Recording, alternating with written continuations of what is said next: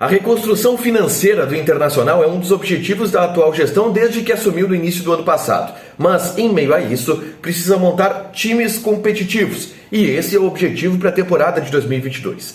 Nesse vídeo, eu vou traçar um paralelo, eu vou traçar um cálculo de quanto o Internacional poderá investir na sua folha salarial. Dá para contratar pelo menos 5 jogadores de alto nível do futebol brasileiro, com as saídas que vão acontecer no final da temporada e as saídas que já aconteceram nesse ano de 2021. Tudo bem, gente? Obrigado pela participação aqui. Não esquece de deixar teu like, de te inscrever, de ativar as notificações. Vamos falar de Internacional aqui no A Dupla e eu vou falar sobre dinheiro, finanças. Por quê? Porque o Inter está em meio ao planejamento para a temporada de 2022 e é claro que esse planejamento leva em conta também as diretrizes financeiras, leva em conta também qual a capacidade de investimento que o Internacional tem para a próxima temporada, para que dentro dessa capacidade de investimento o Internacional possa trazer jogadores para agregar ao time e para montar uma equipe mais competitiva na próxima temporada, já que esse ano o Inter não competiu nos campeonatos em que disputou. Bom, e aí eu trago um cálculo que eu vou explicar para vocês aqui, que indica que o Internacional tem espaço, pelo menos, na folha salarial para trazer 5 jogadores de um bom nível, de um bom salário. E eu vou explicar tudo isso aqui, tá? Eu começo falando da folha salarial do Internacional.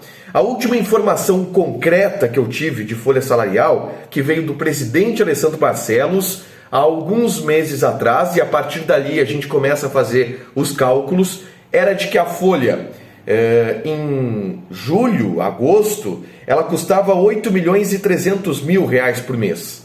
8 milhões e 300 mil reais por mês. Desde aquele dia, a gente pega esse número como base e vai calculando, tá? Saíram Thiago Galhardo, Paolo Guerreiro e entraram Gustavo Maia e Kaique Rocha, tá? Foram as saídas e chegadas que o Inter teve que mexer, claro, nessa folha salarial. A folha com essas mudanças foi para 7,2 milhões de reais, que é o número que a gente tem hoje como a base da folha salarial do Inter. Atualmente a folha de pagamentos do Internacional está na casa dos 7 milhões e 200 mil reais por mês. É claro que, por exemplo, aqui não está incluído o valor de rescisão que está sendo pago para o Paolo Guerreiro, que deverá ainda ocupar mais um espaço na folha de investimentos no mês de dezembro e tudo mais. Mas é a folha que o Inter entra, tá, na próxima temporada, 7 milhões e 200 mil reais por mês. Além disso, a gente sabe de algumas saídas que vão acontecer do atual elenco. Eu vou citar aqui 5. Lomba, Lindoso, Saravia, Lucas Ribeiro e Bosquilha. O próprio Bosquilha, que o empresário dele admitiu que será vendido ou emprestado no início da próxima temporada. E o Bosquilha tem um alto salário. Esses 5 jogadores, eles ocupam uma faixa salarial de aproximadamente 1,5 milhão de reais. Então, o Inter vai entrar, em tese, na temporada de 2022 com a folha em 5,5 milhões de reais. É uma folha absurdamente baixa, tá? Para os padrões do futebol brasileiro. 5,5 milhões de reais é a folha que o Inter entraria em 2022, se tudo acontecer da maneira que está previsto para acontecer. E aí que a gente começa a jogar. A direção do Internacional e as informações que eu tenho de pessoas da área das finanças, de pessoas do departamento de futebol, o planejamento traçado para a próxima temporada é de não mexer na folha do Inter em relação ao que estava previsto para o ano de 2021. O número mágico é 8. O Inter deverá buscar e ter uma folha salarial de 8 milhões de reais na temporada de 2022. Dentro disso, se o Inter vai entrar com 5,5 milhões de reais na folha, o Inter vai ter um potencial de investimento para agregar nessa folha salarial, vocês estão acompanhando meu raciocínio, né? De 8 milhões de reais, ou seja, 2,5 milhões de reais de espaço, onde o Inter vai poder investir e trazer jogadores. Mas isso eu estou falando de folha salarial, não estou falando exatamente de dinheiro para ir lá e contratar e tirar um jogador de determinado time. Até por isso, o Internacional busca alternativas mais criativas no mercado e mais pontuais, como aquele jogador que está em fim de contrato, não está querendo renovar com o atual clube, o Inter vai lá e tenta contratar esse jogador. Os dois nomes que estiveram perto e que têm negociações com o Internacional para a próxima temporada são nesse modelo.